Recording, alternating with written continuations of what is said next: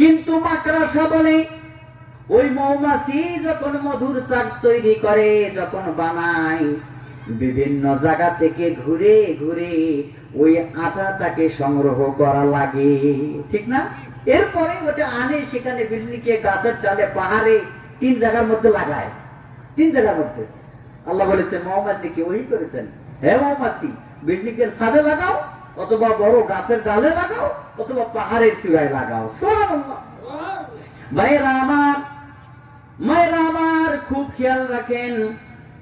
আমি আপনাদেরকে যে মেসেজটা বুঝাবার চাচ্ছি, কিন্তু এই মৌমাছি বিভিন্ন জায়গা ঘুরে মধু সংগ্রহ করে, বাসা তৈরি করতে তার অনেক কষ্ট হয়। তেমনি ভাবে পাখি বিভিন্ন জায়গা থেকে খড়কুটা কুড়িয়ে নিয়ে এসে, সংগ্রহ করে নিয়ে এসে তার বাসাটা তৈরি করে। এভাবে পৃথিবীতে বিভিন্ন প্রাণী, মানুষ সহ অন্যের কাছে বিভিন্ন জায়গায় আমাদেরকে হাত পাততে হয়, ঠিক না? কিন্তু মাকড়সা বলে, শোনো শোনো, আমি একমাত্র পাওয়ারফুল, কারো কাছে আমারে যাইতে লাগে না। আল্লাহ তাআলা মাকড়সার হাত পা মিলে 8টা দিয়েছেন। কয়টা? 8টা। সে হাতটা এরকম এরকম করে, পাগুলি এরকম এরকম করে লড়ায়, অটোমেটিক ভাবে তার জাল বাইর হয়ে যায়, সে জাল দিয়ে বাসা তৈরি করে। সুবহানাল্লাহ। এই মাকড়সা বলে, কারো কাছে আমার যাইতে হয় না, আমি অমুখাপি, আমি কারো মুখাপি না। কথা কি বুঝতেছেন?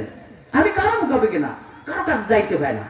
মাকড়সা এরপর বাসাটা তৈরি করার পরে ঠিক বাসার মাঝখানে খুব ভাব নিয়ে এভাবে বসে থাকে যে আমি যে বাসা তৈরি করছি, এই বাসা কোন যুদ্ধ বিমান এসে চুরমার করে দিতে পারবে না। মানে মানে মাছি মাছি, কথা বুঝছেন তো?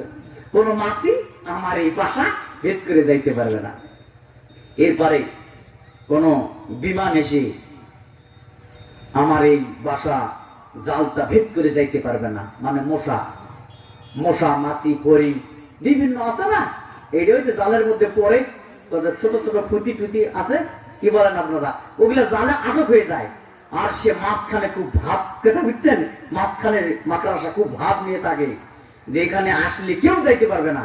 আর যখন ওখানে আসে পড়ে, ঠিক মাকড়সা সাও করে সেখানে চলে যায়, যাই ওকে ধরে এমন ভাবে একটা পেঁয়াজ দেয়, একদম ওকে বন্দি করে ফেলে। কথা কি বুঝতেছেন? বন্দি করে ফেলে সে তাকে মেরে দেয়, এরপর তাকে খেয়ে ফেলে।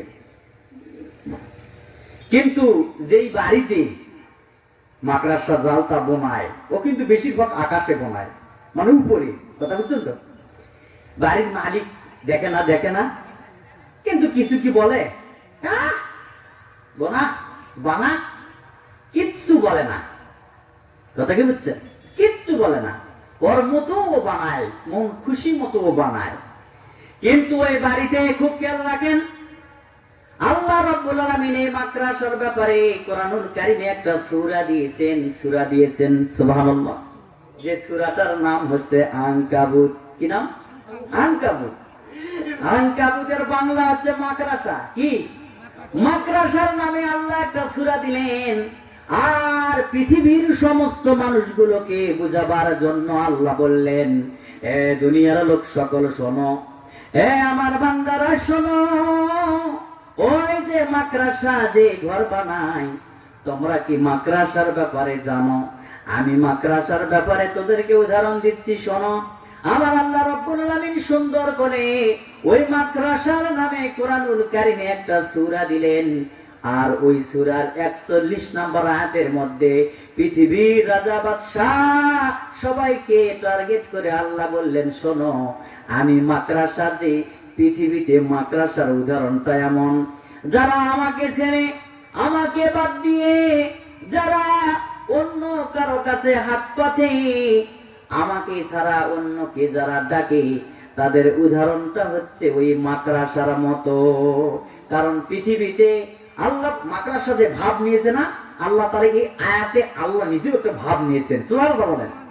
আল্লাহ বলেছেন, মাসালুল লাযীনা ইত্তাখাযু মিন দুনিল্লাহি আউলিয়া কামাসালিল আনকাবুত ইত্তাখাযাত বাইতাও। এই বসেন না, বসেন ওখানে বসেন। ইত্তাখাযাত বাইতাও ওয়া ইন্না আওহানাল বুয়ুতি লাযাইতুল আনকাবুত। আল্লাহ বলেন ইত্তাখাযাত বাইতা। আল্লাহ এই ইত্তেখাজাতের মধ্যে একটা ভাব আছে, কথা বুঝছেন, একটা অন্যরকম ভাব আছে। মাকড়াসা যেমন ভাব নিয়ে থাকে, ও আল্লাহ এরকম একটা ভাব নিয়ে বলছে ইত্তেখাজাত বাইতা। ও যে বাড়ি বানায়, পৃথিবীতে যত বাড়ি আছে সবচাইতে দুর্বল বাড়ি হচ্ছে মাকড়াসা। এই মাকড়াসার জালগুলি যখন ভাঙ্গা হয়, যে বাড়ির মধ্যে মাকড়াসার জাল বানায়, ওই বাড়িতে যখন কুটুম স্বজন আসে, আত্মীয় আসে, মেহমান আসে না, মেহমান আসার আগে আমরা কি করি, বাড়িটা একটু ঝাড়ু দেই, একটু মা বোনেরা একটু বাড়িটা সুন্দর করে পরিষ্কার করে। তো ওই জালটা যখন, মাকড়াসার জালটা যখন মানে সাফ করে, তখন কি ওই ক্যান্টনমেন্ট থেকে কি কামান আনে নাকি, বন্দুক, রাইফেল, হ্যাঁ, কোন স্টিম রোলার কিছু আনে নাকি? বাবু বিশাল বড় একটা বাঁশ দিয়ে আসে, ওই বাঁশ দিয়ে মারে দেয়। কি দিয়ে দেয়? ঝাঁটার বাড়িতে দেয়। সেই ঝাঁটার বাড়িতে আবার মানে শক্তিশালী ঝাঁটা নয়, আলতো করে মনে করেন ওই যে ফুল ঝাড়ু, সেই ফুল ঝাড়ু আস্তে করে ঝাড়ু দিয়ে আস্তে এরকম করে একটা দিয়ে দিল, ঠিক না? বলেন। ওই আল্লাহ বলে গোলাম, আমি যখন আমার এই বাড়িতে, এই জমিনে আমার মেহমানকে যখন আমি পৃথিবীতে যখন আমি প্রেরণ করব, আমি আল্লাহ রাব্বুল আলামিন, মেহমান হচ্ছে ইমাম মাহদী, সুবহানাল্লাহ বলেন। মেহেদী কি? ইমাম মাহদী কি আমাদের আল্লাহর মেহমান? যখন ইমাম মাহদী আসবেন, দাজ্জালের সাথে লড়াই হবে, যখন উনি পারবে না, আল্লাহ বলবে ও ঈসা, আমি তোরে আসমানে রেখেছি কেন? শক্তিশালী করার জন্য। ও ঈসা, এখন তোমার যাওয়ার সময় হয়েছে, যাও যাও, জমিনে যাও, জমিনে যাও, পৃথিবীতে যাও, দাজ্জালের মোকাবেলা তোমাকেই করা লাগবে। সুবহানাল্লাহ। ভাইরা আমার, মায়েরা আমার, সেই মেহমান যখন এই দুনিয়াতে আসবে, আল্লাহ তাআলা এই বরত্ব অহংকারী যারা, এই সমস্ত অহংকারীদেরকে এই দুনিয়া থেকে আল্লাহ তাআলা সাফ করে দিবে। মেহমান আসার যখন সময় হয়ে যাবে, আল্লাহ শুধু দেখে, যেমন এটা আল্লাহর এই রাজত্বটা কার? আল্লাহ রাজত্ব। আল্লাহ চুপচাপ দেখেন। যেমন এর জ্বলন্ত প্রমাণ সামনে আপনারা এই যে 5 আগস্টে দেখেছেন, ঠিক না? আমি মাঝে মাঝে বলতাম, বিভিন্ন মাহফিলে বলতেছি, কবিতায় পড়তাম, আর হুজুরদের মুখেই বয়ান শুনতাম, যে সকালবেলার বাদশারে তুই ফকির সন্ধ্যাবেলা, নদীর কুল ভাঙ্গে ও কুল গড়ে, এই তো নদীর খেলা।